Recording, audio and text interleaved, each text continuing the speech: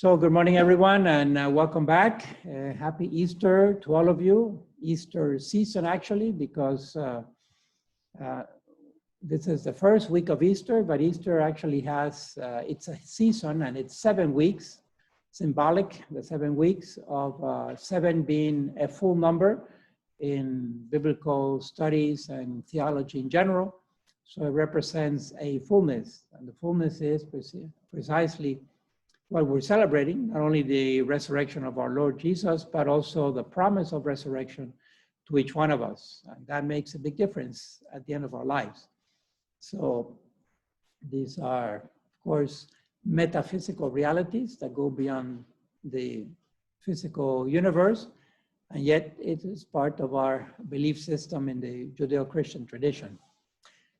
All right, so we begin, as always, with a little prayer in the name of the Father, the Son, and the Holy Spirit. Blessed Trinity, we love you, we adore you, and we thank you for your many blessings, in spite of the challenges and difficulties in life that we are aware of, and you are even more aware of these challenges throughout the world, Lord. We want to thank you very especially in this Easter season for the resurrection of your Son, and the promise of resurrection for each one of us. May the season truly be a time of renewal for not only for Christians, but for all humanity indeed, to know that you are with us, that you care for us, and that ultimately you give us that invitation to eternal life. We pray in a very special way during these times for those who are in most need of your divine mercy.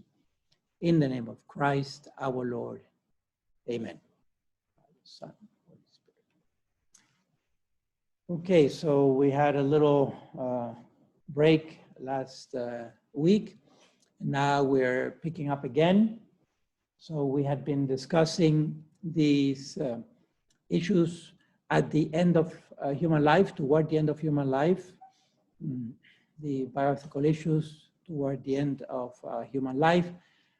And last lecture, I believe we were concentrating mostly on the declaration of death and how that comes about, so that it is a uniform declaration throughout the whole United States, that being basically a medical act, so the medical profession, and then extending forward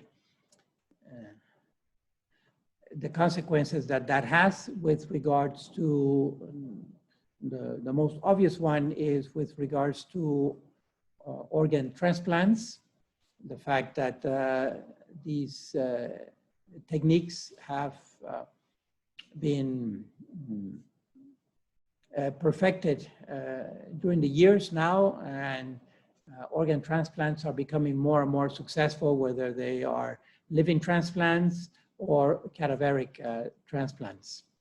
Then we discussed the whole issue of the language, to try to bridge the gap of communication between the bioethical language and the clinical language with regards to ordinary or extraordinary means of life support in biological terms, that typically clinicians are more used to standard protocols in contrast to experimental procedures. And one way of bridging that gap is by looking at the particular protocol, whether it is assisting or substituting a vital organ. And if that vital organ has already begun to fail irreversibly, then we can say that basically that is the onset of the death process, which may take a short time or a long time, depending on many, many factors.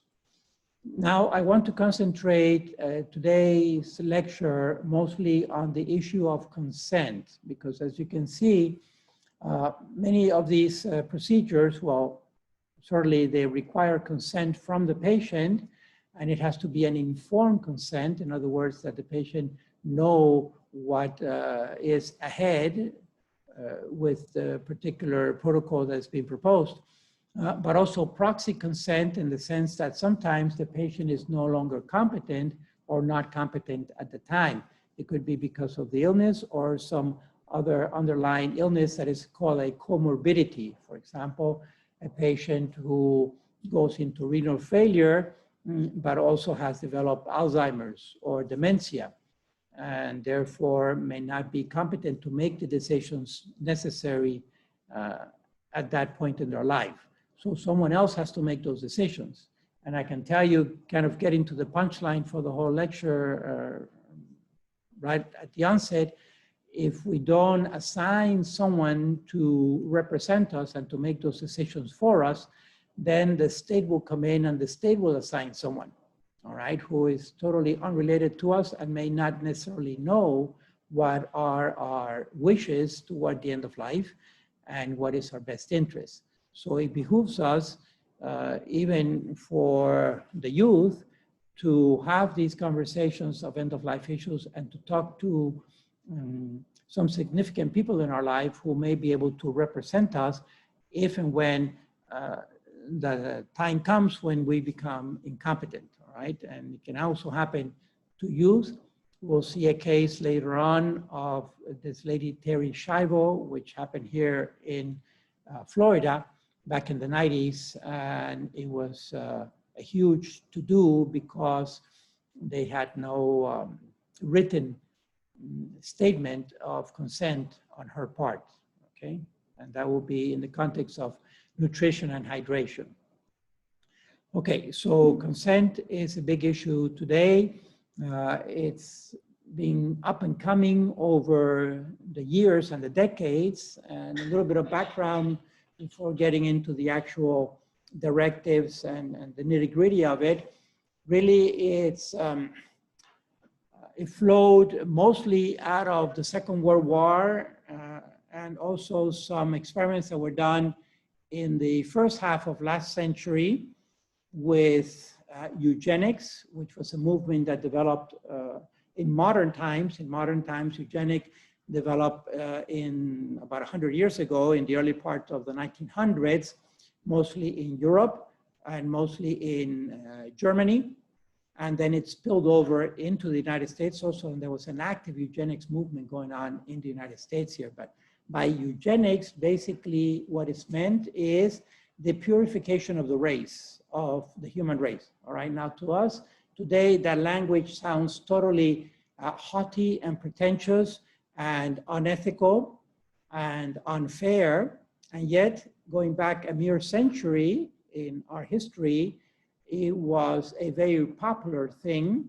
So some leaders who truly were deranged, for lack of a better word, like Adolf Hitler, managed to convince a whole nation of millions of Germans that this is the way to go, because the best race, considered at the time, of course, by themselves, was the Aryan race, in other words, the Germans, basically, and in general, the white Europeans. And so he promoted this actively to the point of the concentration camps and imprisoning and enslaving and torturing those who did not belong to the Aryan race. All right, so this eugenics movement was a horrible, horrible stain in the history of humanity a mere century ago. And it became so powerful, this whole machinery, that actually led to the Second World War. So in the 20s and the 30s, this eugenics movement was developing in Germany and spilled over into other countries as the then leader of the German people, Adolf Hitler, convinced the whole nation that this was really the best for humanity, to have this superior race rule over the rest of the world. And of course, like the saying goes, the rest is history literally, but it actually led to the Second World War with the Allied forces eventually defeating Nazism that had not only managed to spill over most of Europe, but also even into Africa, all right? And there were plans to invade even North America. You know that there are anecdotes of U-boats, which was the German submarine, that were patrolling the US coast and the Canada coast, seeking a place where to land. Imagine the audacity of Hitler to literally launch an invasion of North America from Europe, from Germany, all right, back half a century ago. And there are, for example, there's now evidence that U-boats actually managed to go into Hudson Harbor in Manhattan and with the periscope, of course, scan the horizon of the Manhattan skyline back in the, I guess it was in the maybe late 30s or early 40s, thereabouts, that they actually managed to get their submarines into Hudson Harbor right up to Manhattan Island, okay? And also down south here, of course, they were patrolling the Caribbean and see where in the Caribbean they could set a foothold to mount their troops there and then come into the US mainland for the invasion. For example, locally, I don't know if you've ever been to the Miami Zoo. I remember going to the Miami Zoo before the Hurricane Andrew back in the 1990s. And the Miami Zoo back then was called Metro Zoo. And it was a world-class zoo at the time, state-of-the-art. Basically zoos, and I've seen the transition in my lifetime, zoos went from animals that were caged, essentially behind bars as if they were prison, right? And those caged animals became neurotic and they would pace back and forth and so forth. And so eventually zookeepers and other scientists in the world realized that that was cruel to the animals to keep them in those cage conditions. So the new concept of the zoo was basically the island where the animal would roam free within an island. And then there would be a moat around that island to maintain the animal inside the island. And then there would be a wall of some sort on the other side of the moat where people could walk by and see the animals kind of free ranging in their own little island, right? That was a new concept of the zoo. Also, that allowed zoos to get into other activities such as breeding endangered species and so forth, and doing much more ecological studies on habitats, also rehabilitation of injured animals that could then be later released back into the wild, etc. So the zoo concept changed drastically for the better. Mm-hmm.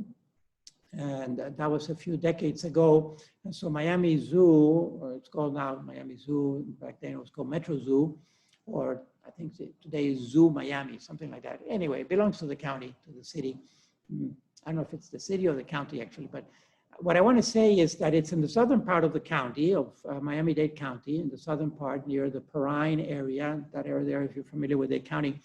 And there, what used to be on those grounds of what is now the Zoo Miami, it's a huge parking lot, for example, and then these areas, it has to be a large territory because of the islands that were generated to maintaining the animals there and so forth. But there in the parking lot, now I confess that I have not been back to the zoo since the Hurricane Andrew, which blew through that area and blew away, by the way, a huge aviary. An aviary was a cage that was built for birds, exotic birds throughout the world, that it was essentially a net, but it was huge, immense. So you would walk into this net and you could barely see the net up in the sky. It was so high, all right? It was propped up with tensors and steel cables and so forth. But the birds would essentially fly freely inside, and on the ground level, what was created was replicated their own environmental conditions, which were tropical, was typically a tropical rainforest. And there were many birds from Asia, tropical Asia, Southeast Asia, which are just beautiful, gorgeous birds that had developed through evolution and through natural selection, exotic plumage, and also mating behaviors and so forth. And one could actually see that inside the aviary. You could take your binoculars and watch the birds and so forth. Well, that whole net blew away with Force 5 Andrew hurricane that actually had even tornadoes inside that reached 200 miles an hour wind. So that blew away and all the birds blew out also. And today you see parrots and you see other kinds of exotic birds fly by every now and then through the skies of Miami, which were the remnants, the ones who survived that, that whole disaster and impact. But anyway, that was reconstructed. What I want to say from all this, in the parking lot, at least back then, I don't know if they're still there, but there's huge towers. They're very tall concrete towers, vertical, square concrete towers. And there's also one going down into the Keys in Key Largo that was like a relay station, was used for a microwave relay stations in the early days of cell phones to transmit the signal down into the Keys. Anyway, these long, tall towers that look like kind of open elevators, really the elevator box. They're very rare and most people don't really know what they are. Well, I'll tell you what they are. They are the docking station of blimps, blimps. You've seen the Goodyear blimp fly over when there's a game, there's a football game on top of the stadium and you see the Goodyear blimp flying over, right? Okay, now those blimps, typically I think they used to have hydrogen, which is very, very explosive, right? So now I think they use helium. At any rate, and there's a famous photograph of the Hindenburg blimp Zeppelin catching fire and that disaster. But those stations of blimps was precisely in the 30s and the 40s in South Florida and here Miami. Those were docking stations for the blimps that were used at night to patrol the coast of Florida. Because blimps are silent, you can regulate the height, and they were painted black against the night sky so they couldn't be seen from the ground. But those blimps were used to patrol the coast of Florida because word had gotten out already through espionage and counter-espionage and all that that went on during the Second World War, that Hitler was indeed planning an invasion of the United States and that the U-boats were patrolling the coast, were surveying the coast of the east coast of the United States to find where would be the most adequate landing ground for that invasion. And it makes sense, it doesn't take too much effort to realize that the Florida coast, by and large, is the best one to land because it's flat, there's not much, there's the Gulf Stream over there, of course, the current, but then the beaches, all the strand of beaches that we have on the Florida coast throughout the whole United States, it made it the best place for landing, actually. And it's less populated and so forth. So anyway, those blimps were used to patrol the coast here. So that was very real. The man was totally ambitious, the range, insane. And he had convinced the whole nation that the Aryan race was the best race in the world and that the best for humanity would be that the Aryan race would rule.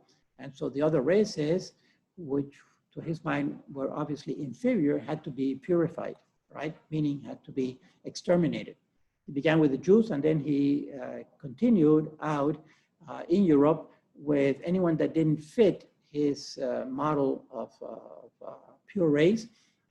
He continued with homosexuals, for example, with gypsies and then Catholics. And there were 12 million people tortured and killed in the concentration camps during Nazi Germany, 6 million of which were Jews. So the other 6 million were non-Jews, and that insanity kept expanding, even to the point that at some point, some of the German officers, there was such reign of intimidation that even the German officers and the highest ranking officers in the Third Reich in Nazi Germany were looking up their ancestry to see if they were Aryan enough you know, and if they had pure race, how far back in their generation they can trace the purity of Aryanism in their blonde, blue-eye physique, right?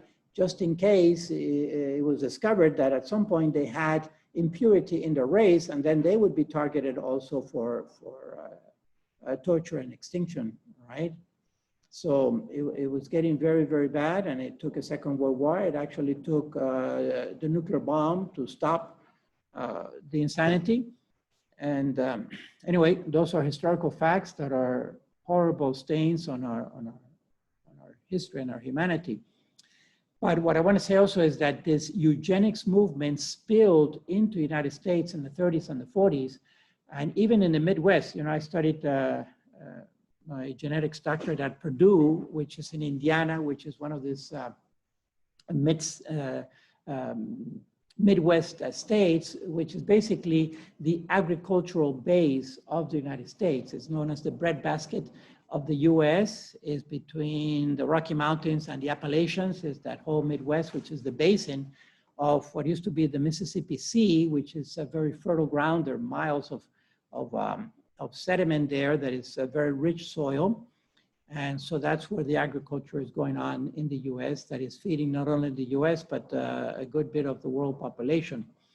At any rate, in the 30s and the 40s, there were actual government officials that went around giving stars and giving prizes to families that were pure Anglo-Saxon families, all right, that were, if they can trace their ancestry back to Europe, and then these families were given prizes for being descendants of the Aryan race, and there was an active eugenics movement going on in the United States. Then there were the horrible experiments of Tuskegee, for example, where these Black people were actually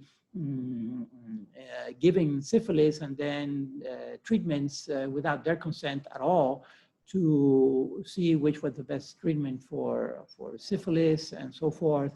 Other experiments, Margaret Sanger, who I spoke about back in the beginning of Life Issues, who started Planned Parenthood precisely to eliminate Blacks, and now more recently Hispanics as inferior races that, in her words, should not have the right to reproduce, basically, okay?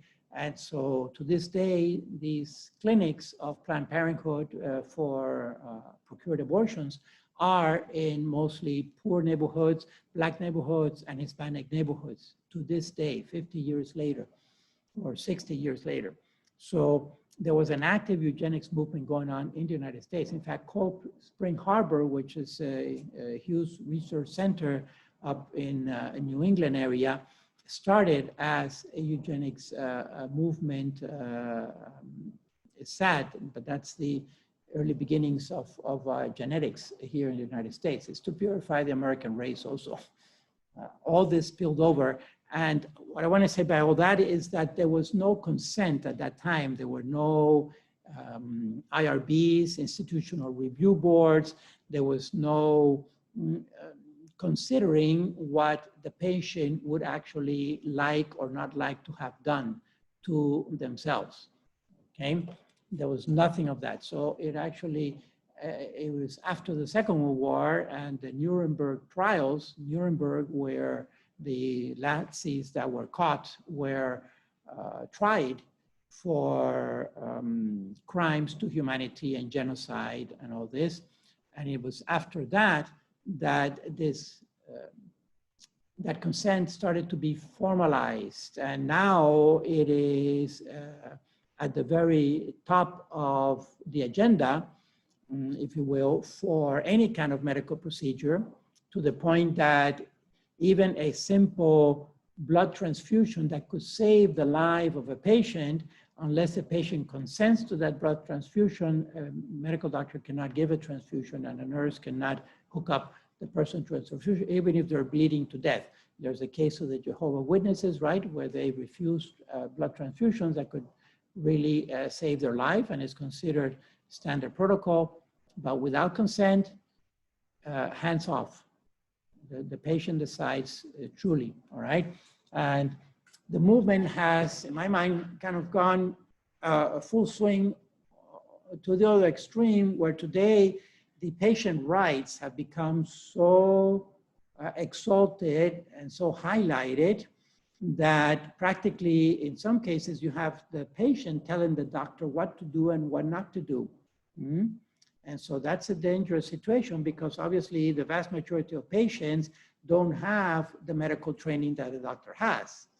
Okay, so we have to be very careful there and put it within reason, between what is reasonable, because patient rights have been exalted to such a height today that sometimes you actually have patients telling doctors what to do and what not to do, and that's really a very dangerous situation.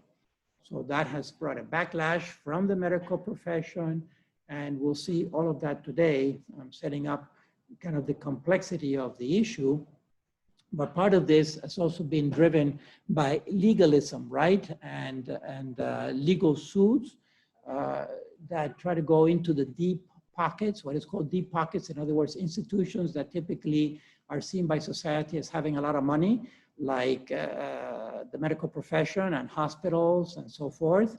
So legal suits for medical procedures that may have caused some, even if they don't cause a physical damage, they may cause a psychological damage of mental distress, right? And that's a big, huge loophole in litigation to this day, where clients who can make a big case of having been disturbed mentally by a procedure, whether they actually were disturbed or not, it's up to their conscience, but at least they can make that legal claim. And they can always find some psychologists or psychiatrists who can certify to that. And then they will go after what we call the deep pockets, institutions in society that have typically a lot of money. Their budgets are in the millions or billions. And these legal lawsuits then have created a legalistic type of mentality that goes on in the medical profession, all right? To the point where doctors today, they tell their patients disclosure is a very big thing. And so they will tell their patients right away, well, the first thing that can happen to you with this procedure is that you can die. All right, they start there. And then if you don't die, then all these other things could happen to you. Of course, the chances of that happening is one in a million, all right? You have a higher chance of getting hit by a bus crossing the street than dying from these procedures that are standard procedures. But anyway, they have to disclose just in case, because then otherwise the patient can claim, oh, doctor, you didn't tell me that this could happen to me, and this happened to me. So medical practice today has become very much embroiled with legalism. And it's challenging, it's very challenging. So consent is right up there, up front, and the patient has to consent to these things. When the patient is incompetent, then someone else has to consent on their behalf, and if there's no one else that the patient has assigned, then the state will assign someone, all right? Okay, so that's kind of a long preamble to today's lecture. We'll look then at advanced directives, which are precisely instructions that the patient gives ahead of time of what procedures they would like done or they would not like done in the event that this or that may happen to them. Bringing in again the legal aspect, the power of attorney, which is a particular specific power of attorney. It's called a durable power of attorney, and you'll see what I mean by that. Then the famous do not resuscitate order, DNR, do not resuscitate. And then we'll look at two other things that are out there, mostly as a pushback from the medical profession and the hospital institutes to try to reclaim some of their territory with regards to medical practice. POLST and MOLST, these are orders for life-sustaining treatment. Orders for life-sustaining treatment. That's what the acronym stands for. All right, so after that long preamble there, let's go right into it. Unless there are, again, some questions or comments, just simply jump right in, okay? All right, so because we are teaching this course and this program within principled bioethics, in contrast to utilitarianism, right? Principled bioethics and our little guide through these issues, especially beginning of life issues and end of life issues, is the ethical and religious directives for Catholic healthcare services, 6th edition specifically. This one for short, we call the ERDs. ERD is the acronym for Ethical and Religious Directives. Again, you can download them for free, and I've referred to them in the past, so I think you're pretty familiar with them. This is all from part 5 of the 6 parts that I have, part 5, which is the issues in care for the dying or the terminally ill, all right? Seriously ill or terminal or dying.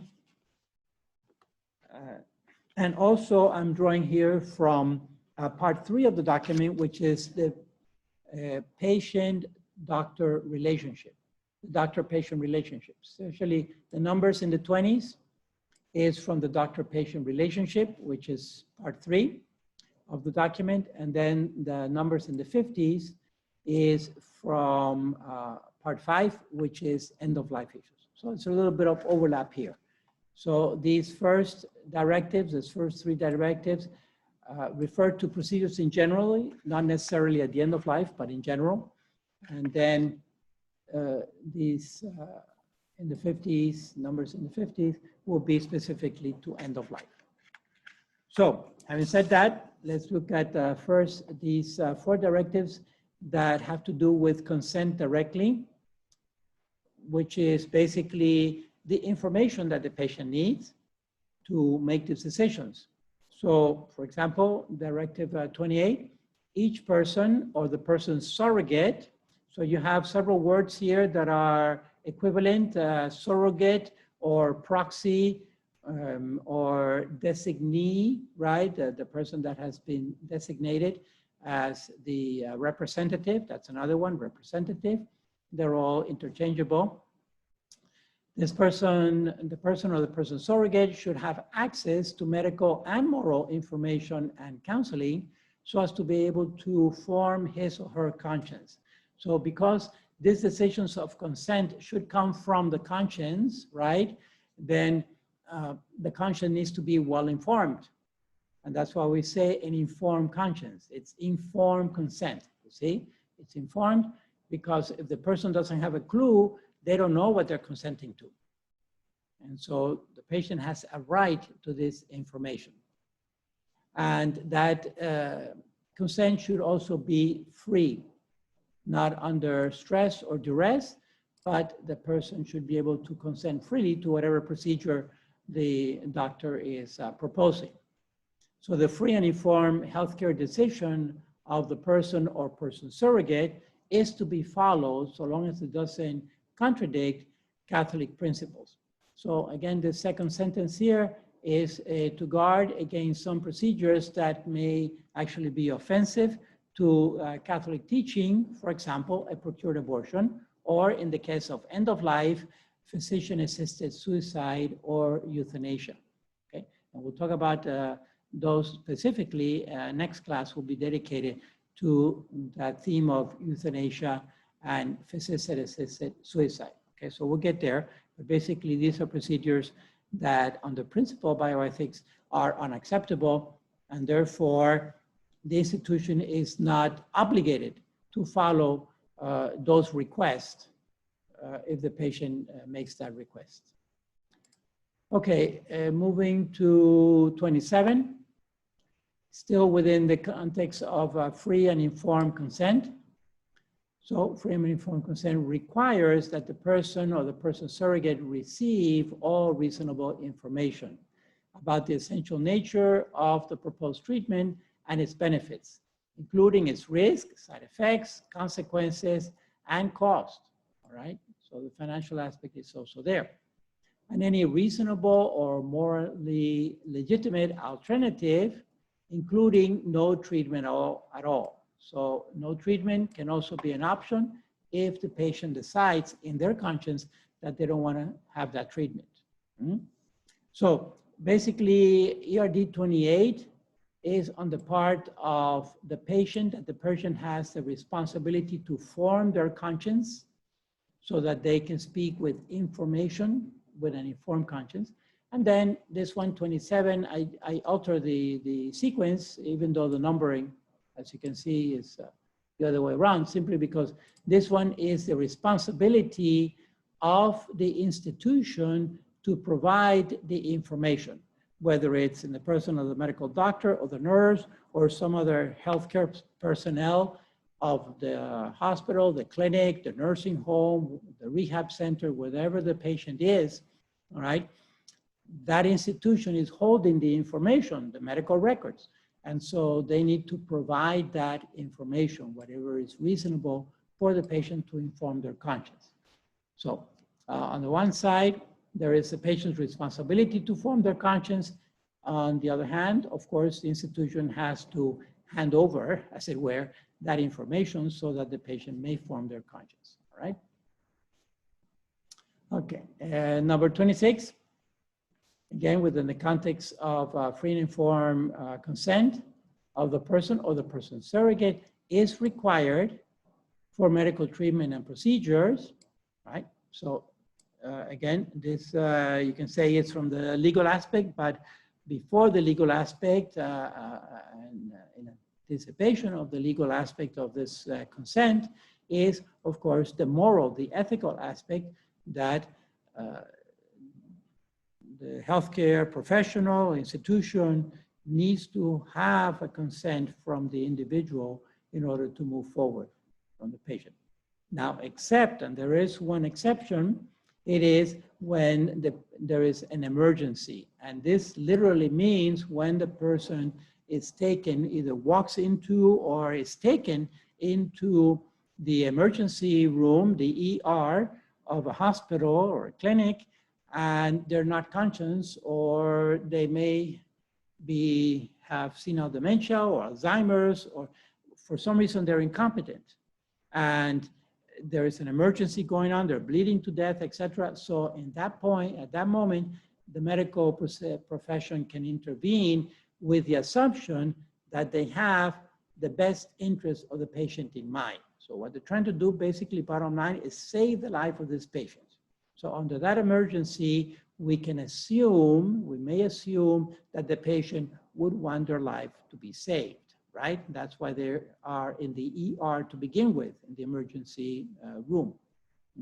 So under that, under those conditions, consent may not be required if the person is not fully conscious and cannot actually consent to whatever treatment is needed right away, stat, because the person is dying.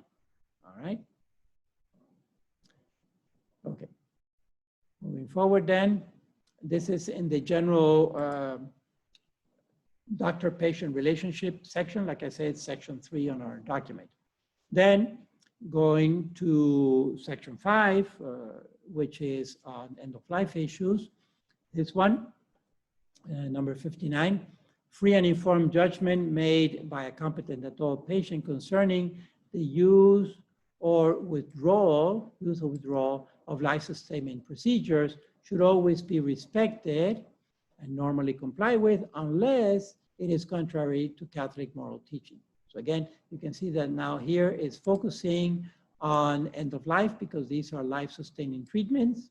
The person doesn't have to be elderly necessarily. It could be a young person, but they either have a terminal illness or an accident, and they need some kind of a life-sustaining procedure. The typical ones are the ones that I've talked about, dialysis, intubation, or CPR, right? Focusing on those 3 major organs. And so the judgment of the patient should be respected, unless, of course, again, it goes against Catholic teaching, as in the case of physician-assisted suicide in this case, all right, which would be at the end of life. Okay, now we're going to shift gears to the proxy. There are 2 more ERDs that are relevant, and they are in the doctor-patient relationship, 24 and 25. So this is with regards to the proxy. right, or the representative of the patient. Number 25 states, each person may identify in advance a representative to make healthcare decisions as his or her surrogate in the event that the person loses the capacity to make healthcare decisions. For whatever reason, whatever circumstance, the person is unable, the patient is unable to make those decisions at that time. Decisions by the designated surrogate should be faithful to Catholic moral principles and to the person's intentions and values, or if the person's intentions are unknown, to the person's best interest. Now, this person, of course, is referring to the patient and not the proxy. All right, so this person here, evidently, in the context of the paragraph, is the patient and not the proxy. So the patient's best interest. In the event that an advance directive is not executed, advance directive is an actual declaration, typically a paper that has been signed and copied and given to the significant people in the life of the patient. In the case there is nothing like that, no document, those who are in a position to know best the parents' wishes, typically family members and loved ones, should participate in the treatment decisions for the person who has lost the capacity to make healthcare decisions. Okay, so basically this means, in other words, that if there's no advance directive, if there's no document, then family and friends should be brought into the conversation with the doctors and the healthcare professionals of the institution as to what to do with the patient, okay, and not be excluded from that. I mean, these things are pretty obvious, but they have been up and coming over the years, and now we're stating them formally and officially so that everyone is on the same page. Okay, and finally, oops. Number 24 is the last one. In compliance with federal law, a Catholic healthcare institution will make available to patients information about the rights, okay? So again, this whole issue about the information under the laws of their state to make an advance directive for their medical treatments. So advance directive has legal implications, has medical implications and legal implications. The institution, however, will not honor an advance directive that is contrary to Catholic teaching. And this is mostly euthanasia or physician-assisted suicide in the case of end of life. In the case of beginning of life, typically is elective sterilizations, for example, or contraception, or a procured abortion, all right? But we are, as you know, in the end of life issues right now. So if the advance directive conflicts with Catholic teaching, an explanation should be provided as to why the directive cannot be honored. All right, so the patient, even when that procedure, that offensive procedure will not be honored, the patient has a right to know why it's not being honored. So basically they have to be explained the Catholic teaching at that point, all right? But notice that it doesn't say anything about referral, because referring a person, a patient to, say, another clinic or hospital that does the procedure, then that engages the Catholic institution into cooperation with the evil, all right? So no referral should be given when these procedures are being asked, these procedures that would be offensive to Catholic teaching. But yes, the person, the patient does deserve an explanation of why, and then basically they will be told what is the teaching of the church with regards to the dignity of the human person and the fact that we're not owners of our life, but we are stewards of our life and so forth. Okay, let's continue now. I want to introduce the legal aspect of it, because I've mentioned several times that it has become very legalistic now.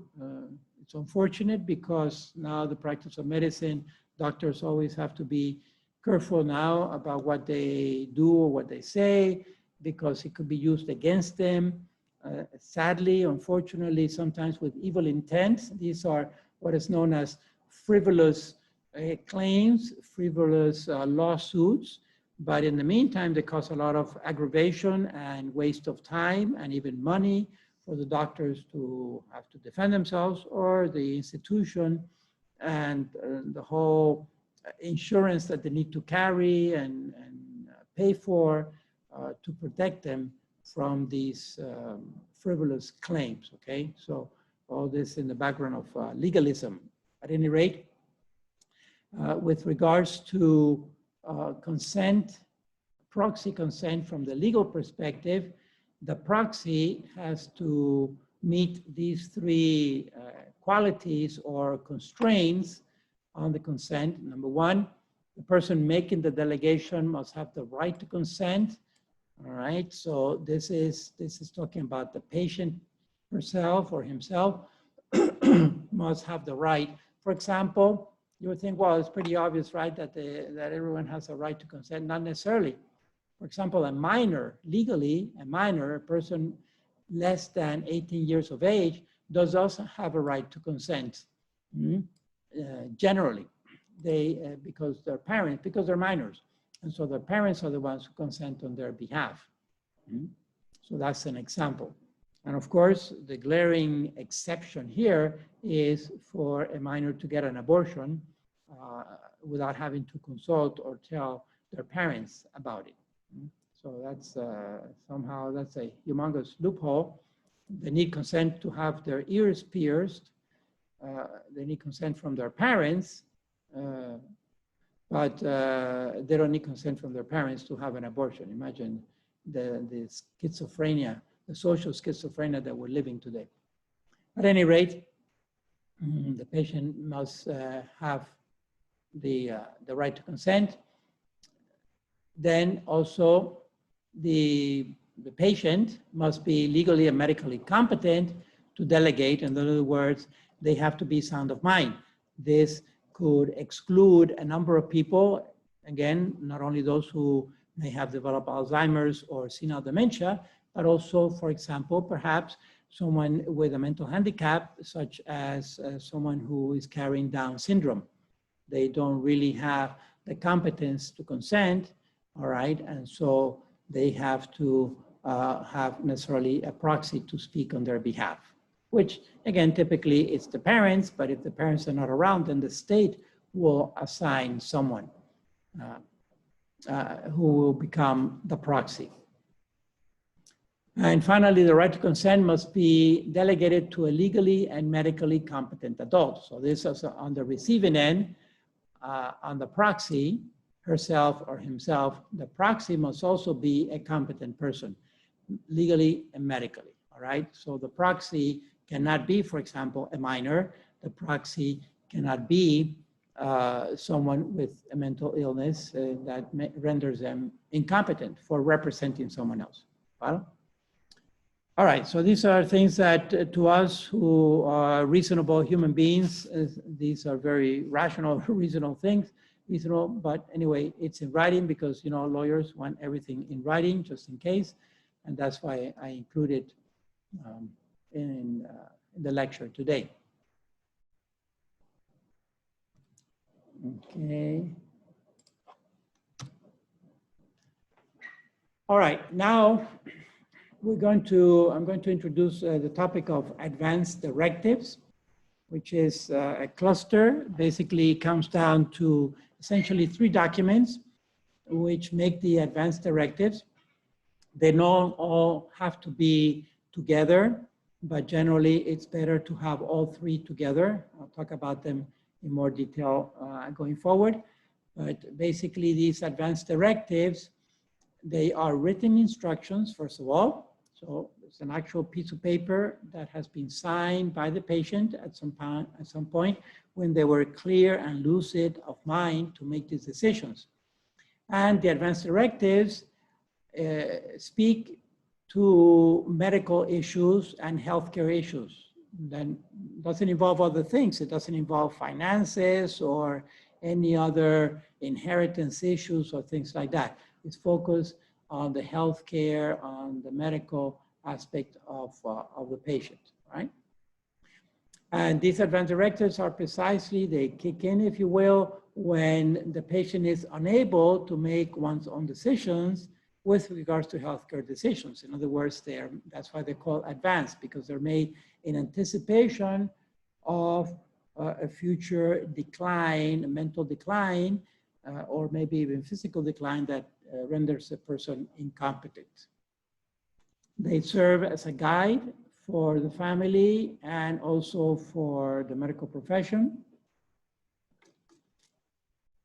This one in particular, I've seen the usefulness of having this advance directive, because without them, sometimes family members are not all on the same page. This typically happens with parents as they age and they're becoming less and less competent mentally, so they're not able to make their own decisions anymore. And now who has to decide? The children, the adult children have to decide on behalf of their parents whether to intubate or not intubate, whether to resuscitate the heart or not, you know, and these are very challenging decisions. And therefore, sometimes when there are several siblings, they're not all on the same page. They have different priorities, and they don't all agree on what treatment to do or not to do. And here, I can tell you also from experience that ignorance is always going to be the enemy, because precisely due to certain ignorance with regards to the biological and the clinical aspect of vital organs, and when a vital organ is dying and so forth, many people sometimes want to keep their loved ones alive beyond reasonable expectation, all right? And what happens at that point is that they're actually, instead of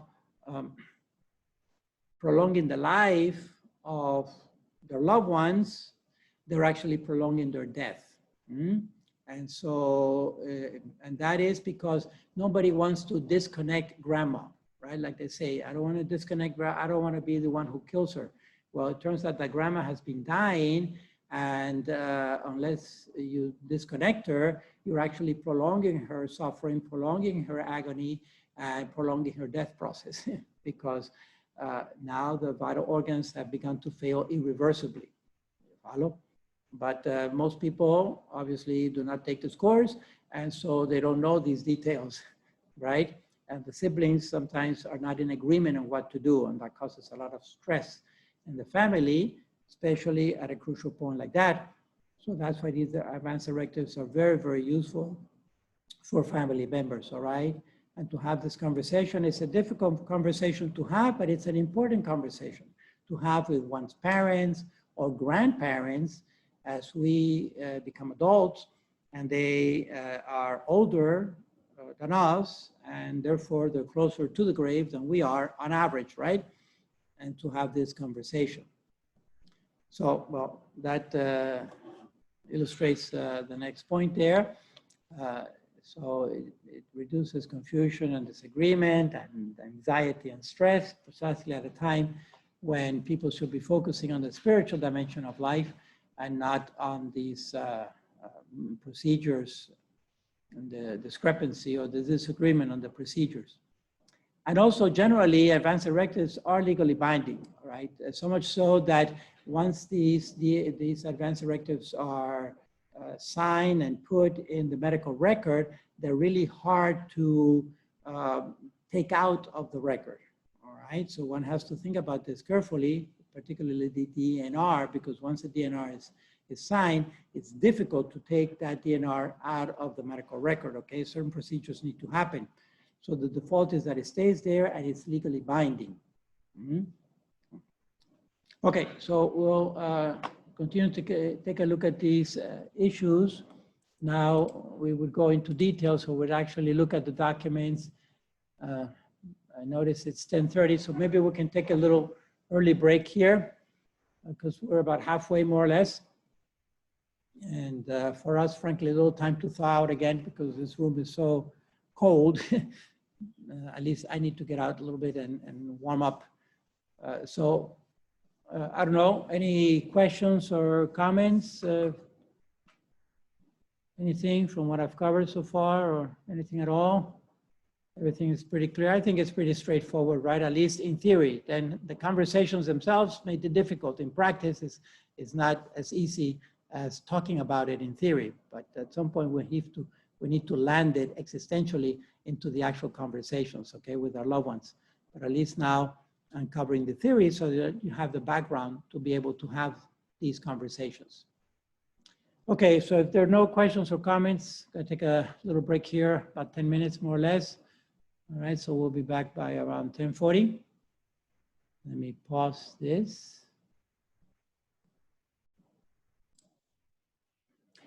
Okay, folks, welcome back. So we're gonna look at some documents now that are in the package of the advanced directives. As I mentioned earlier, it involves basically 3 documents: the living will, the power of attorney, and the DNR order. All right, DNR for do not resuscitate. And these are very specific, and I've sent you samples of each one of them through the email as attachments so that you have copies of these for your own. We're starting with the living will. Living will is a popular name that is given in society at large, but not all living wills are alike, okay? And a number of living wills that are available today online, you can just Google that, you'll get a number of documents. And many of them are basically utilitarian, and the patient can just state whatever they want or not want done at the end of life. And even if they want to request that if I am living in such and such a state, then just put me out, euthanize me, give me physician-assisted suicide, and be done with it, all right? But of course, in principle bioethics, we take exception to that. And so we have a particular living will that is known as a Catholic Declaration of Life and Death. And I've given you an example of that here. So we're going to go into each one of these 3 one at a time, a little more detail to see what is involved. See, here we go. All right. So this one is let's say, the Catholic version of the living will, Catholic Declaration on Life and Death. And at the same time, it's part of the advanced directives. And it's also a designation of surrogate or proxy. So it's kind of 2 documents in one, okay? And it's also 2 pages, front and back. Well, it's 1 sheet of paper, front and back. So basically, it starts with a statement of faith. In other words, when we become incompetent and other people have to decide on our behalf, this document starts always with a declaration of faith. In other words, that essentially we believe in eternal life, that we believe that we have been created in God's image to live eternally with the Lord. And so that is kind of the background, the big picture, if you will, so that the life here on earth is not the end all and be all of our existence. We know that we're here for a time, that this is temporary, but that our ultimate destiny is to be in the presence of God for all eternity, which is really rather hard to imagine, even anyway. It's hard to conceive in those terms because we're so fixed to time and place, right? We necessarily live and actually think within time and place. And so at least I find it hard to really get a grip on what is meant by eternal life. but that is the reality, that's our belief. And so we start with this statement of faith. We know, in other words, that sooner or later, our life here on earth will end, okay? So toward the end of life, it's also important to shift toward the spiritual realities and essentially to be reconciled with the Lord and with one another so that we may truly die in peace and in what we call a state of grace, as opposed to in distress, not just physical distress, but actually emotional and spiritual distress, which would be a very sad predicament, a very sad state in which to die, right? All right, so then we have first, the designation of the surrogate or the proxy or the representative, right? And their name, address, as many phone numbers as you can put here. Typically today is a cell phone number. And then a second, an alternate surrogate, all right? This second one doesn't have to be assigned. If it's not assigned, just people put a line or a bar over it.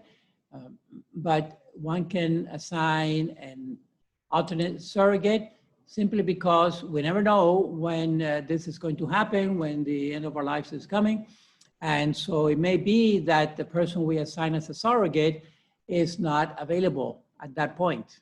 They may be on a trip, they may, many things may have happened, many circumstances we can think of, so that the primary surrogate is not available. And so it's prudent to have an alternate, a second one. Again, it doesn't have to be assigned a second one, but there's room to do that if one wishes. Okay. Then on the back side of the page is the actual living will. In other words, what are my wishes? What are my wishes at the end of my life? All right, and these 5 points to be considered: that I be provided care and comfort, because care is always ordinary means of life support. So care is ordinary and should be when there's no more cure available, because medicine has its limit. When there's no more cure, there should always be care, right? In other words, the patient should not be abandoned. And we'll look at care in more detail when we get to nutrition and hydration particularly. And if possible, that my pain be relieved with painkillers. Then aside is the issue of suffering, which has a psychological and a spiritual dimension to it. And so keeping in mind that one may be in pain, but not suffering, and vice versa, but generally they do go together, all right? Pain and suffering. So here is the whole issue of extraordinary means, that no inappropriate, excessively burdened, or disproportionate means be used to prolong my life. This is the part of the extraordinary means of life support, right? Disproportionate or extraordinary means of life support.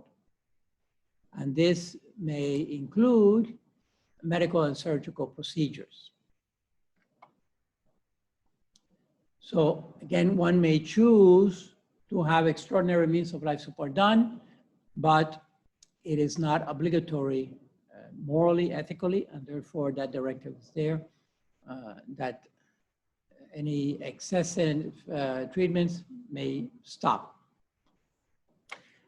Now, this one is particular to nutrition and hydration. There should be a presumption in favor of providing nutrition and hydration to me, including medically assisted nutrition and hydration. So when we talk about care, when there's no more cure, I mentioned that care always obligates. Care essentially can be seen as 4 things. I forget if I've covered this before. I think I talked about it. Precisely nutrition, hydration, shelter, and human contact, right? That we should not be isolated from human beings. And so food, water, shelter, so we're not exposed to the elements outdoors, and then that we are also in contact with other human beings, even if the other person has to be fully gowned because either they have an infection or I have an infection, whatever, but at least a person should not be totally isolated from other human beings. It's not human, it's inhumane to do that, right? Because we're essentially social beings. So that's part of care. And where it gets tricky is precisely with nutrition and hydration. Okay. And again, there will be a whole lecture on this, but just in anticipation, there are, in principle, they should be considered ordinary means of life support. So the presumption in favor of nutrition and hydration, except in these three circumstances here. Okay.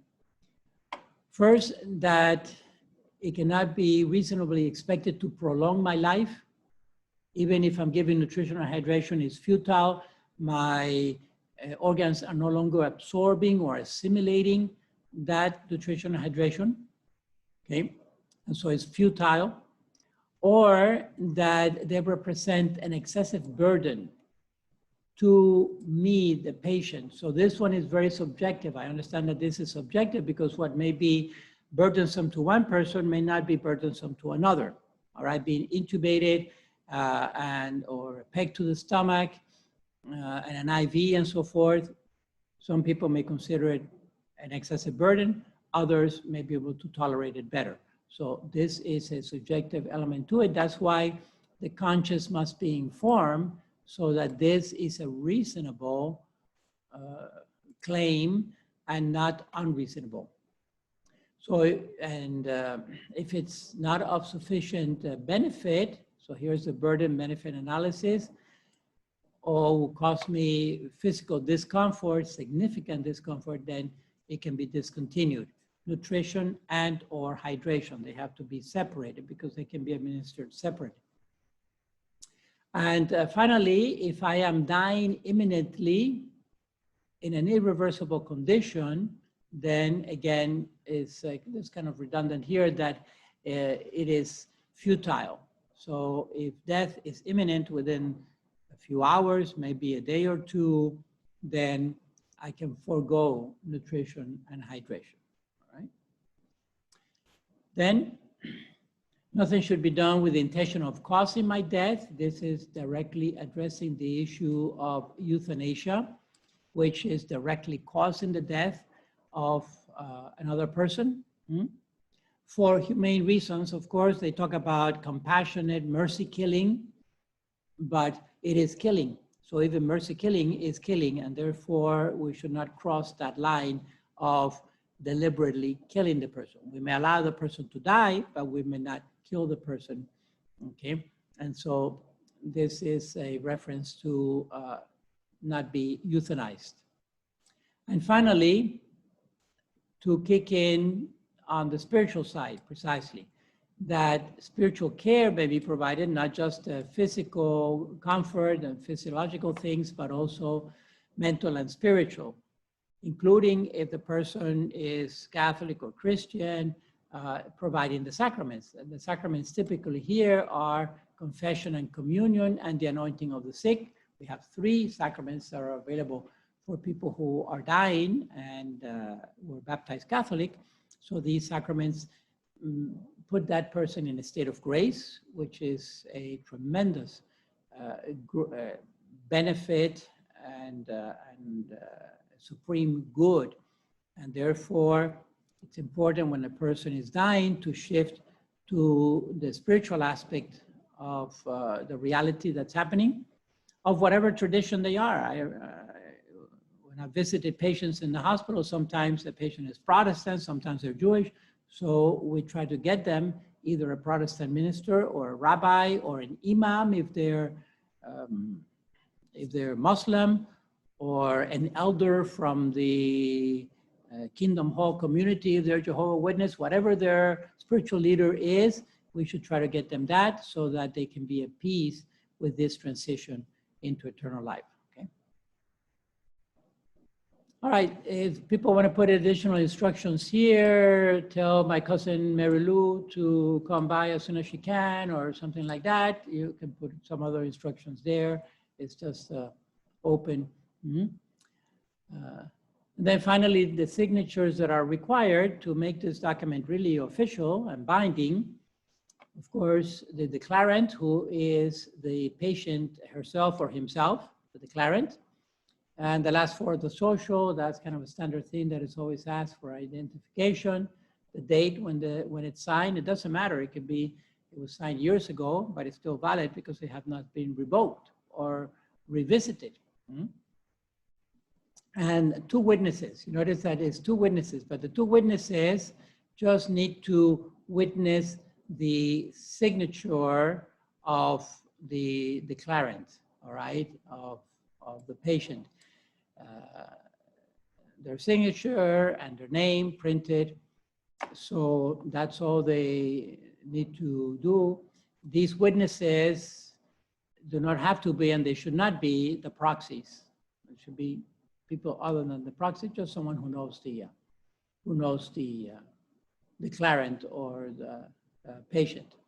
This document does not have to be notarized.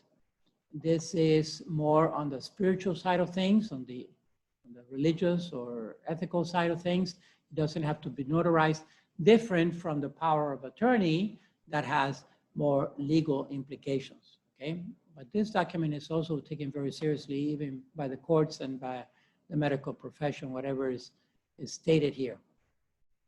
All right, so this document is found on the website for free. Also, if you want to download it and distribute it to your family and friends, if you're having this conversation, let me see. It's from so each state has a Catholic conference, and the Catholic conference is essentially a group of professionals. Typically, they have an office in the capital of the state, which in the United States, in Florida, is Tallahassee, as you know.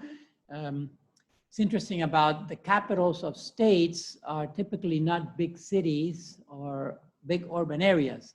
For example, New York, the state of New York, you would think that it's New York City, but it's not. It's Albany, New York, upstate, up in the mountains. It's a small town and so forth, and that's very typical of capitals at the state level. And I think that it's historical. It has to do with a strategic thing, because if they were attacked, if a state was attacked and the aggressors took on the capital of the state, where the state legislature is and so forth, and the seat of government of the state at the state level, and if that were a big city, then that would cause tremendous economic hardship, because typically the economic infrastructure of the state could collapse if the state capital was in the big city. So I think it was done by design when the states were electing their capitals, is to make it a small, relatively small town city that is not the commercial hub or the economic center of the state, or with high population density either, for strategic purposes in case they were being invaded. And I think this is kind of a background to a possible desire for the UK, for Great Britain crown to reclaim their colonies back, going back 200 years, over 200 years or something like that. Anyway, it's historical now, it stayed like that, but you know that Tallahassee is the capital of our state, and these documents are, so there is a Catholic conference in Tallahassee, in other words, an office of the bishops of Florida. We have 7 dioceses in Florida, and they have this office in Tallahassee. It's called the Florida Catholic Conference. Florida Catholic Conference. And it's essentially a lobby group. It's a lobby group that there's a building, I've been there. It's near the Capitol, it's walking distance with the Capitol building and legislature. And the reason being that these people, these are professionals who work there full time, and they lobby for interests, Catholic interests. For example, in Respect Life, precisely, issues at the beginning of life, at the end of life, and trying to uphold the dignity and the sanctity of human life, and trying to pass pro-life laws, legislature, and so forth, whether it's at the beginning or the end of life. Also in healthcare, promoting healthcare, equity in healthcare, access to healthcare by the poor, etc., those issues of social justice. And also in education, for example, the voucher system, because you think about parents who have their children in private school, they're still paying taxes for public schools. So they're still paying money for public schools, but they're not using that money because they have their children in private school where they're paying extra tuition. You can say, well, it's their choice. Yes, it is their choice, but paying taxes is not their choice. And so they cannot opt out of paying the education taxes, right? And so there's this lobby group of the Florida Catholic Conference, like in every other state of the Union, they try to promote legislature that is respectful of Catholic teaching. So the vouchers, for example, for parents who choose having their children in private education. It doesn't have to be Catholic, it can be any private school. That's part of a school choice vouchers and things like that.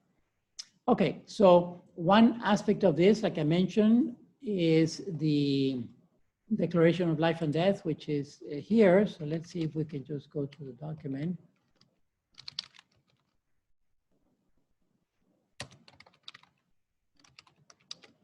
Because this document, here it is, Catholic Declaration on Life and Death, Advanced Directive. And you notice that it is in English and in Spanish. And also there is an explanation. Okay, so here's the actual document itself, just like the one I showed you, all right? That's from this page. And this tab is from the other page that I had downloaded. So you see it's the same document. Catholic Declaration of Life and Death. And then that's also translated into Spanish, fully. Directriz anticipada de la Declaración Católica sobre la vida y la muerte.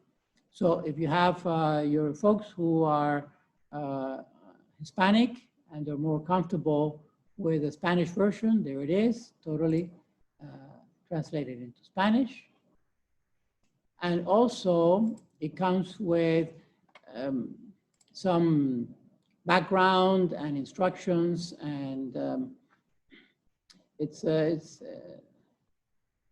4-page thing.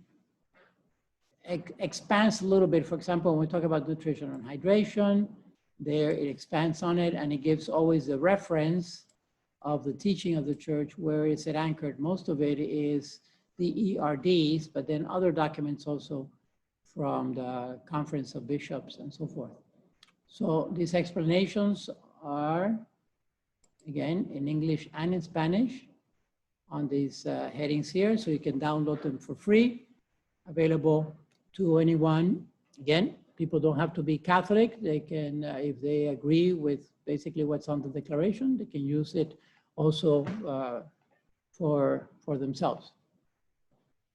So, okay, so that's the Catholic Conference of Bishops in Florida. Like I mentioned, each state has typically a Catholic conference that does something similar. So if you have relatives or friends who live out of state, whatever state they're in, they can go to their own Catholic conference and look up their advanced directive document. It may be worded a little bit differently, and in some states, there may be some particulars that is included in the wording, and that's why it's important to go state by state. Okay.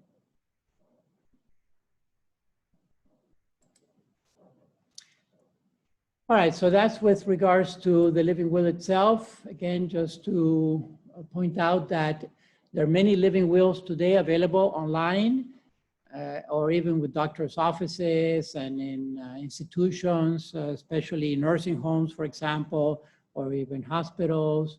But not all living wills are going to be the same, okay? On the ethical side, many of them, like I said, are mostly utilitarian and do not consider these certain procedures, protocols offensive, like we would in principal ethics, especially the whole issue of euthanasia and physician-assisted suicide. All right, the next document is the power of attorney. So let's look at that. I mentioned that it is a particular type of power of attorney that is called durable power of attorney.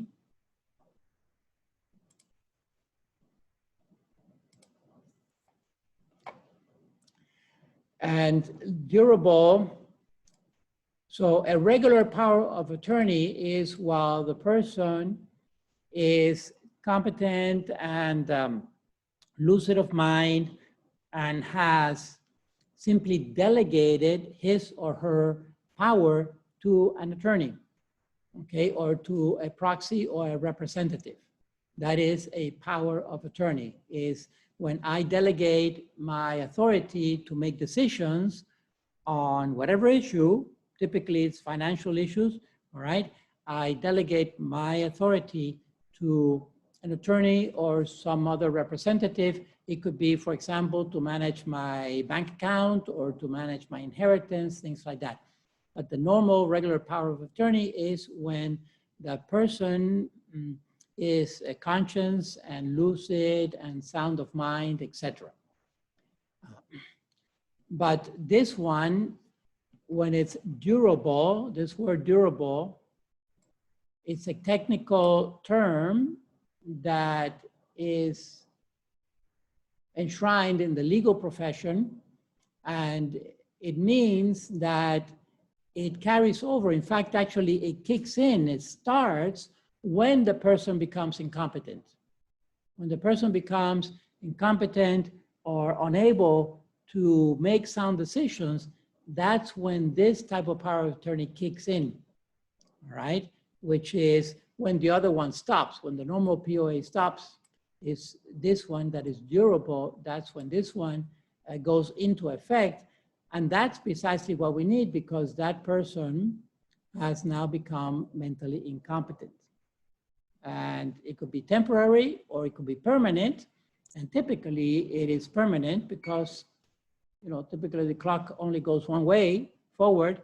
And so if we become senile demented now, then the expectation is that tomorrow I'm going to be even more senile demented and so forth.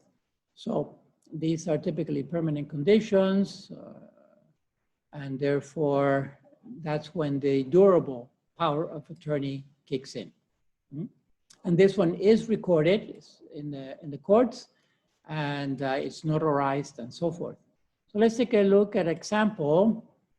And again, here the state provides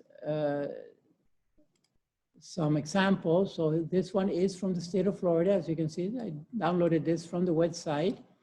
This one is from the state of Florida, and it states right at the top, it's a durable power of attorney. So the legal profession will understand that, and the medical profession will understand that term also, that this is going to refer precisely when the patient has become incompetent.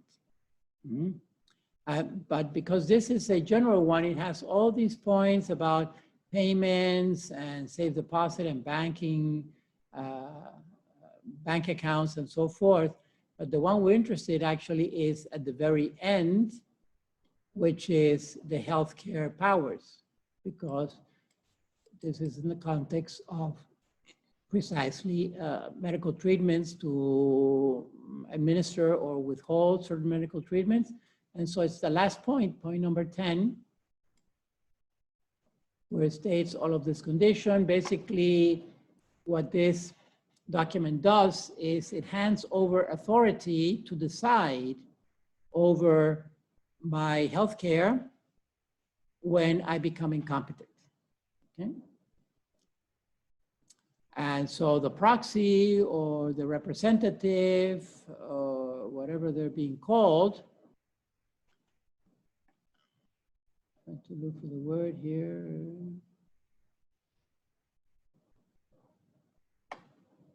That person who has represented me has full authority to decide over all of the healthcare issues, including access to medical records and all that, which you know are normally confidential, protected by the HIPAA Act, and so forth. Okay, so again, this is witnessed by two people, signed, and then here is the notary public, notarized. So all this has to do with the notary public. So this is an official document that is recorded in the courts, and it's there for to be used if and when it will be needed. And that's the second component of the package of advanced directives. All right, moving forward now, the DNR. This one is medical, clinical. The previous one, this one was legal. And the first one, the living will, is more general for family, friends, also the medical profession and the legal profession, but this one is more broad-based, whereas that's the living will. Then the POA is more on the legal side, and now the DNR is more on the medical side. Even, of course, they all intersect because we're talking about the same patient, the one and the same patient.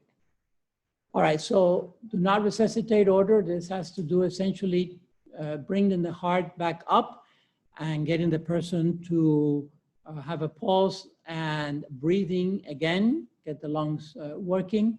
So typically through CPR that we talked about, and then do not resuscitate is to not do CPR. Do not do CPR on the person, do not resuscitate, do not start up that heart. Typically, you see this order on the wall of the patient's room in a hospital or in a nursing home if the person has decided beforehand that in case their heart stops, to let them go. Because again, we know the heart is a vital organ, and if the heart has stopped on its own, then that heart has stopped. It's the end of the life. In principle, it is the end of the life here on earth of that person, okay? So to start the heart, in other words, the default, if you will, is to leave the heart alone and let the person die because the heart stopped for whatever reason. It could have been premature or it could have been long overdue, but the heart has stopped basically. And so with the heart will go respiration also, because now the lungs will collapse. They don't have enough oxygen to them to keep them going. And so the lungs will stop breathing also. Cardiopulmonary, right? A DNR order is to not restart the heart, meaning that typically these patients are elderly or they have a chronic illness from which there's no hope of recovery, and their health in general has been very deteriorated. Maybe they also have high blood pressure as a comorbidity, and also, so even with medication, their heart they may actually go into cardiac arrest, a heart attack, and you hear that's the code blue in hospitals where you hear the little ding, ding, ding bells and code blue, room 17, code blue, room 17. Well, that means that that person is having a heart attack and their heart has stopped, and should they resuscitate or not, right? And the whole team of experts goes there with the machine to try to resuscitate the person.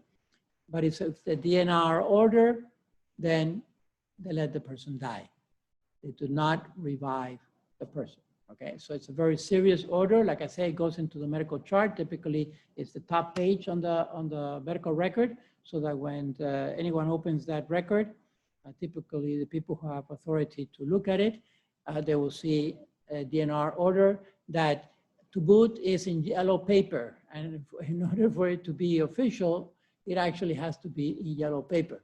So look at this. This I downloaded from, again, from the state of Florida. So it's an official DNR form here.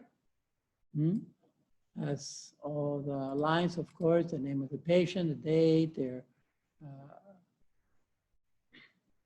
their statement of the patient, if they have a proxy or surrogate, if they have a POA, you see, a durable part of a power of attorney, if all these are in place, their signature and so forth, and then the physician also signs, this is in anticipation. Okay, their doctor will also sign here that they agree that this person should not be resuscitated. And then one can cut here along the dotted line and fill this out, fold this, and put it in your wallet so that people will see it. If you have a DNR order in place, you put this in your wallet, and then the big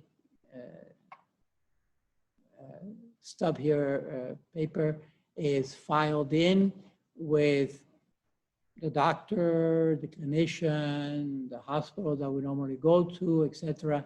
This is farmed out, make copies of it, give it to family or friends or the proxy, whoever is representing us, that they have a legal document, okay? And that's the DNR order. Very important in the, sometimes today when you are admitted into a hospital, you're given the option of signing a DNR order automatically as part of the admissions package. And that package can be quite thick with all kinds of forms that one needs to sign off. Basically consent forms that one is signing. And many times they'll put a DNR order there in case if you want to sign it, and we have it already on record, but you have to be very careful because a lot depends on the condition of the patient. Maybe the patient is relatively young and has no other issues going on with their health, but they did have a heart attack. So in that case, it may be ethical to revive and resuscitate the person, okay? So this one is also to be taken seriously, DNR.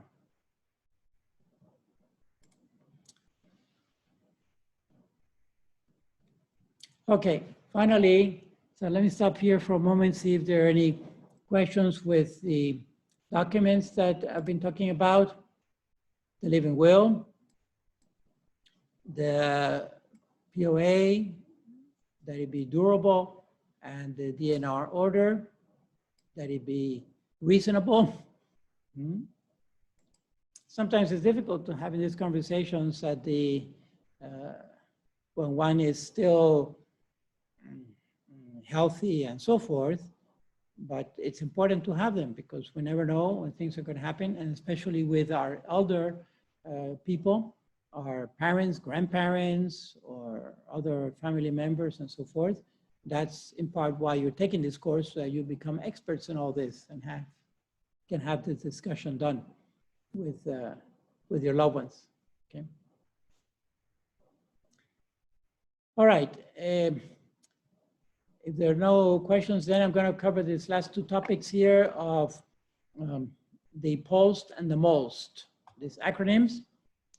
The POST is for physician orders for life-sustaining treatment, physician orders, and MOST is a variant of that, is medical orders of life-sustaining treatment, medical orders. So let's take a look at these two. Excuse me. And you'll see what is actually involved here, because there is a significant difference. First of all, I mentioned that these two are kind of a pushback from the medical profession, from the healthcare profession, with regards to patient autonomy and patient rights, when they are interpreted in an absolute way. I can tell you, I have even students in this program and previous cohorts where they were so totally sold on patient rights and patient autonomy to the point that it was almost interpreted absolutely, where they have the right to decide anything whatsoever, even whether it's good or bad for them, okay? And some of these people who have been in previous cohorts in this program, even in the healthcare profession, nurses or doctors, and that's their feeling. So it's very challenging. And so this is a kind of a reaction to this strong movement that has been coming through society in the past, I would say in the past 20 to 30 years, since the 90s, more or less, the whole issue of patient rights and patient autonomy, including, for example, the HIPAA Act, when one could not talk about anything confidential from the patient to other people, and so forth. So let's look at these two forms. These are orders. These are medical orders. So they have that way of, this is what the healthcare professional is indicating should be done with this patient, regardless of what the patient thinks.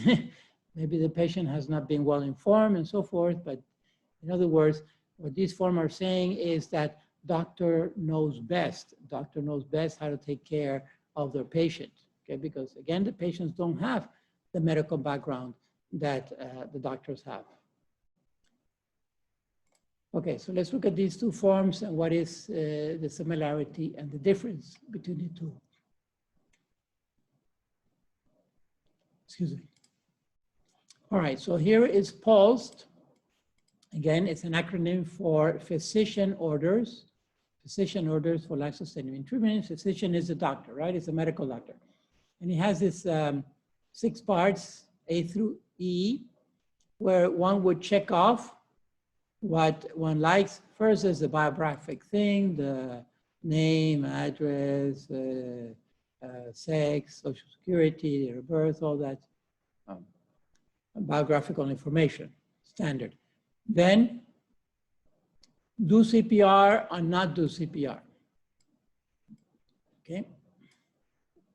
Revive or not revive the person. Check either one. Then the medical interventions, full treatment, limited treatment, or no treatment. Comfort care is understood as care, but not cure. All right. So you see, it only gives 3 options. I'm going to cover the form first, kind of laconically, objectively, and then I'll come back to where, from the principal bioethics perspective, we hold exception to these 2 forms, the PULSED and MOLST. Artificial nutrition, artificially administered nutrition. Then hospice or palliative care, if we want hospice or not. And finally, the documentation. So this one is, excuse me, to cover, basically cover their legal backs that all these people have been brought into the loop and everyone is on the same page as it were. So you check off the patient has, is aware of this, and or if the patient is a minor, then the parents are aware, and so forth. There is also a spot here for periodic reviews. Very important that this form should be reviewed periodically, because if I sign it today and I still have 10 to 15 years of life ahead of me on average, then what's going to happen 5 years from now? I forgot I had this document, but this document generally is legally binding. All right, so whatever I put there at that time, that's what it's going to be. And therefore, it should be revised periodically. And this is the documentation of the revision here. Okay, I want to go back to basically this part, A, B, but A, B, and C, because what happens here is kind of simplistic. We don't know ahead of time what kind of treatment we're going to need, what kind of protocol is available from the healthcare profession, right? And so again, if I sign this document today, and maybe 5 or 10 years from now that the document would take place, we don't know what stage of advancement, but typically medicine would have advanced more as we go forward. Cancers that perhaps are incurable today may be cured in the future. And therefore, the presumptions or the the background, what do I want to say,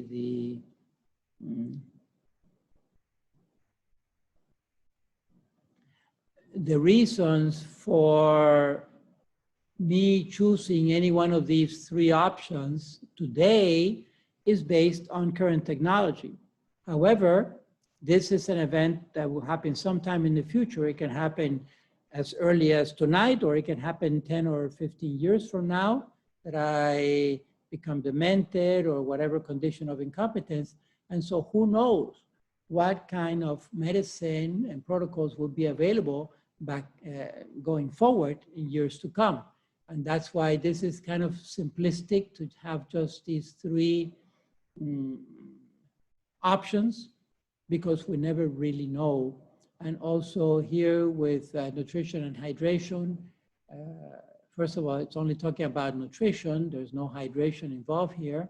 They have separated it because generally hydration is typically a little more easy to provide, just with an IV saline solution to maintain the patient hydrated, but also because hydration, with push comes to shove between nutrition and hydration. Hydration is considered to be even more basic than nutrition for maintaining the metabolism of the body, all right? At any rate, typically they're giving together. When a person is giving a nourishment by a tube, then the patient is also provided hydration within that tube, because the food is typically in a pureed fashion, in a liquid fashion, and so the person is also hydrated at the time. The challenge with a pulse basically is that the doctor is the one who's going to decide at the end of life, but based on this document that is simplistic, only has three options of full treatment, partial treatment, or no treatment. And it sounds very rational, but at the time, we don't know really what the patient is going to need or not need, and it may not fall into any one of these categories. So that's the challenge with this one, pulsed, which again is physician orders. So these are medical orders by a doctor that need to be followed. They're binding legally. And if the hospital or clinic or whatever nursing home doesn't follow these instructions, they can be sued. They can be shut down for not following the instructions of a clinician. Okay. All right, so this one is physician orders. Like I say, it is an attempt from the medical profession to try to reclaim their authority with regards to deciding what is the treatment for the patient. Doctor knows best is the mentality here. But there's also this other one that is called most. And you notice the difference is just the first word, excuse me, the first word, which is medical orders.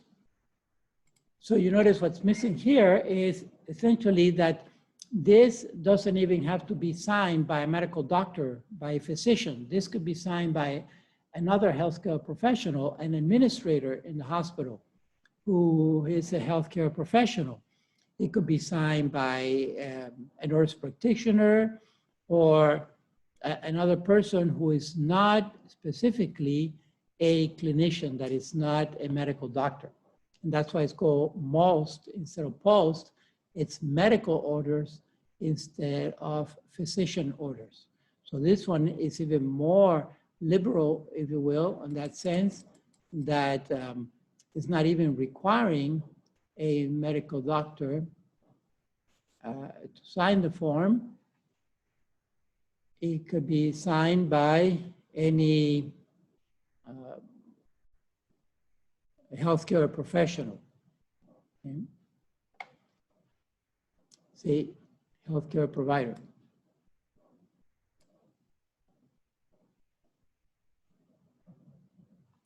And so this is a challenge because it truly is giving too much, delegating too much authority to the medical profession, whereby they don't really have to consult anything with the patient.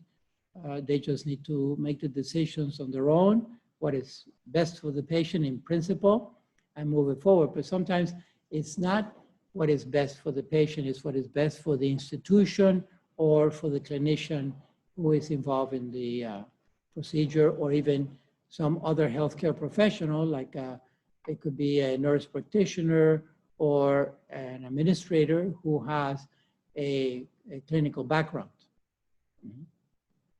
And this is what we call MOST, the acronym MOST.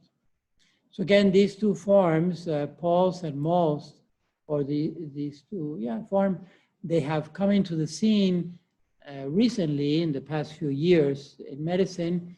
And like I say, it's a pushback from the whole movement of patient rights and patient autonomy interpreted in an absolute way, for the healthcare professional and the institutions to try to reclaim some of their territory. And of course, then the pendulum goes the other way, right? It's hard to get that pendulum to really stay still in the middle ground, where it would represent adequately all of the parties that are involved in this. So bottom line, generally, we, in principal ethics, we tend to stay away from PULSE and MOST. Again, simply because it just seems to give too much authority and decision-making power to the physicians and to the healthcare professionals without even having to consultate with the patients or their loved ones. Okay, folks, so basically this is what I have today. I know that today's lecture has been a little more technical. Unfortunately, we have to cover this topic of consent, which is a very important one because it's out there today and nothing gets done without the consent. But then once we realize that and we accept that reality, then we can navigate through consent precisely looking at the advanced directives, at the documents that make the advanced directive. Like I said, they are 3 documents. They don't all have to be together. For example, one can rescind or not use a DNR order or a POA, okay? But at least to have them in place in case they're needed, one can fall back into those documents. But all around the aura of consent or free and informed consent by the patient himself or herself or the proxy who is representing that patient. Okay, so really that's all I have for today now. Again, if there are any questions or comments, this would be the time for that.